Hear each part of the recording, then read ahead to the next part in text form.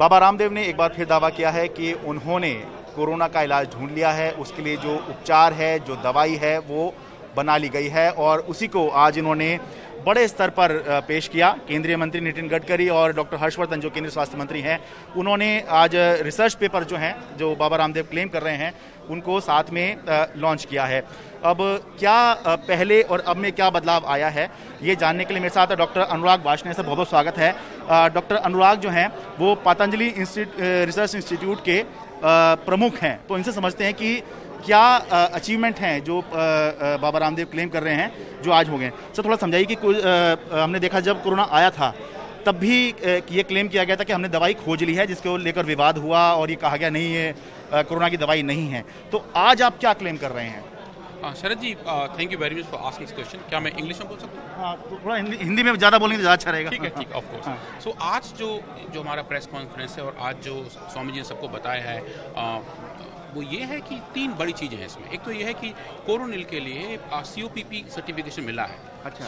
COPP का मतलब कि certificate for pharmaceutical product. That means that now this drug has been approved by Drug Controller General of India and this drug can now be exported in 158 countries of the world. अच्छा। तो इन सब का एक बड़ा symbol होता है। Ayurvedic drugs को COPP certification मिलना बहुत डिफिकल्ट होता है और चूंकि हमारे जितने भी डॉक्यूमेंटेशन थे, जो हमारी रिसर्च थी, वो सब मानक को पूरा करती थी, इसलिए हमें वो फाइंडिंग मिली है। तो ये COPP कौन देता है? COPP अप्रूवल जो है COPP आप जैसे आप यहाँ देख पाएंगे, मैं आपको ये लिए के बैठा हुआ हूँ कि ये is given by central drug standard control organization and is issued by the drug controller general of India, जो अभी डॉक्टर BG सोमानी जी हैं। उन्होंने दिव्य कोरोनल टैबलेट को COPP का सर्टिफिकेशन दिया है और इसके साथ साथ इसके आप देख पाएंगे जैसे कि एक लिस्ट होती है कि कितने देशों में ये दवा अब एक्सपोर्ट की जा सकती है।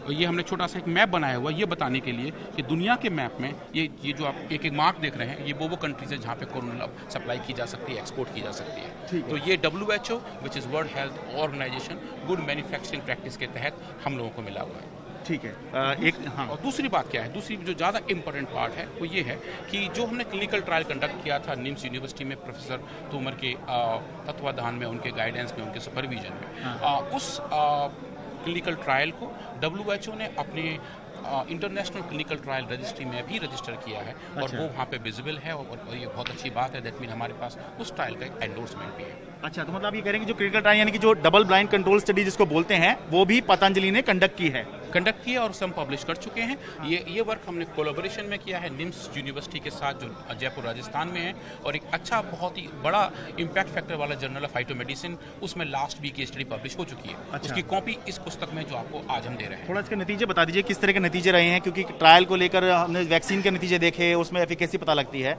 इस कोरोनिल के जो है नतीजे क्या रहे हैं ट्रायल के अंदर आपके? तो इस ट्रायल में आप जैसे देखेंगे, इसमें जो कोरोनिल के कंपोनेंट्स हैं जिससे कोरोनिल बनाई गई है फॉर बेटर पेशेंट कंप्लायंस, उसको ट्रायल में इस्तेमाल किया गया था क्योंकि ये स्टडी जून में हो रही थी। अच्छा। वहाँ अश्वगंधा, गिलोय और तुलसी, साथ में स्वसारी बटी और अणुतेला, इन 5 का कॉम्बिनेशन के साथ ऐसे रोगियों को दिया गया जो कोविड-19 पॉजिटिव रोगी थे और उनमें या तो बहुत कम सिम्टम्स थे या कोई सिम्टम्स नहीं थे, पर वो RT-PCR पॉजिटिव थे। अच्छा। जब ये हम ट्रायल रन कर रहे थे, उस वक्त कोविड पॉजिटिव होना ही एक बहुत बड़ा प्रॉब्लम था। Psychologically it was causing a big problem. So there we tested लगभग 100 पेशेंट हमने इसमें लिए।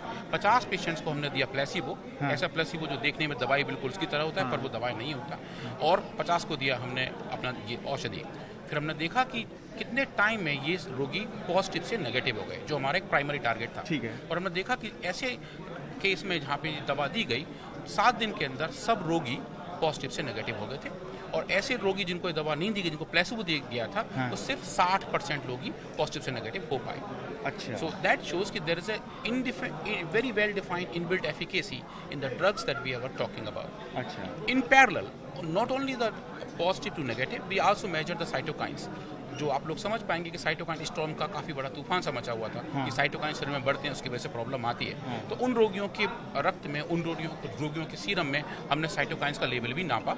IL-6, TNF alpha. ये साइटोकाइन्स क्या करते हैं? साइटोकाइन्स क्या करते हैं, एक तरीके से सिग्नलिंग मॉलिक्यूल होते हैं जो शरीर को बताते हैं कि इन्फ्लेमेशन बढ़ रहा है। अच्छा। और जब वो बहुत ज़्यादा एक साथ कंसंट्रेशन में आ जाते हैं, शुरू में थोड़े आने बहुत अच्छी बात है, शरीर को लड़ने की क्षमता देते हैं, और अगर सिग्नल बहुत ज़्यादा बढ़ जाए तो बहुत सारी हमारी सेल्स में एक उपद्रव जैसी हालत बन जाती है। अच्छा। और जैसे हम बोलते हैं कि लंग्स में प्रॉब्लम आ रही है, लंग्स में म्यूकस भर जाता है, क्योंकि साइटोकाइन्स का बहुत बड़ा तूफान आ चुका होता है, जो सेल जो हमारी बॉडी उसको ढंग से होल्ड नहीं कर पाती। उनका नापना भी बहुत ज़रूरी होता है। तो हमने देखा कि ऐसे रोगी जिनको ये दवाएं दी गई, जो आयुर्वेदिक दवाएं दी गई, उनमें इन साइटोकाइन्स का लेवल भी बहुत कम था, स्टैटिस्टिकली सिग्निफिकेंट लो था।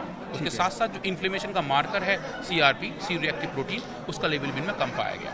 ठीक है, तो आप ये कह रहे हैं कि ये ट्रायल अभी आगे आप और आगे चलाएंगे या फिर ट्रायल पूरे ट्रायल खत्म हो चुका है शरद जी। अभी हम 4 ट्रायल्स और रन कर रहे हैं अलग अलग पेशेंट पॉपुलेशंस में। अच्छा। और उनके रिजल्ट भी बहुत जल्दी आपके सामने हम प्रेजेंट करेंगे। अच्छा, तो अभी किसी कंडीशंस के आधार पर अप्रूवल मिली है आपको, या फिर यह है कि आप अभी दवाई बनाना शुरू कीजिए और आगे जैसे जैसे रिसर्च आती रहेगी उस हिसाब से कुछ? दवाई बनाने का अप्रूवल हमारे पास तभी से है, हम जब से बना रहे हैं, पूरे इंडिया में सप्लाई की है। जस्ट दैट कि हमने उसका साइंटिफिक वैलिडेशन और दिया है। अच्छा। तो आप पहले तो क्या कहते हैं ना, ये इम्यूनिटी बढ़ाने की मेडिसिन है शुरू में, अब ये इसको कोविड-19 की मेडिसिन आप कह रहे हैं कि ऑफिशियली मान लिया गया ये है? मान लिया गया है, जो कि हमको स्टेट लाइसेंसिंग अथॉरिटी उत्तराखंड ने हमें इशू किया हुआ है। कोविड-19 के लिए उपचार के लिए ही है ये? हाँ, क्लियरली उन्होंने कहा हुआ है ये कोविड-19 के सपोर्टिंग मेजर में इस्तेमाल किया जा सकता है। अच्छा, तो ये आयुष मंत्रालय की तरफ से मिला है? हाँ, उनकी तरफ से मिला हुआ है। और आप जैसे हमारा जो नया पैकेट देखेंगे, इसमें भी लिखा हुआ होगा।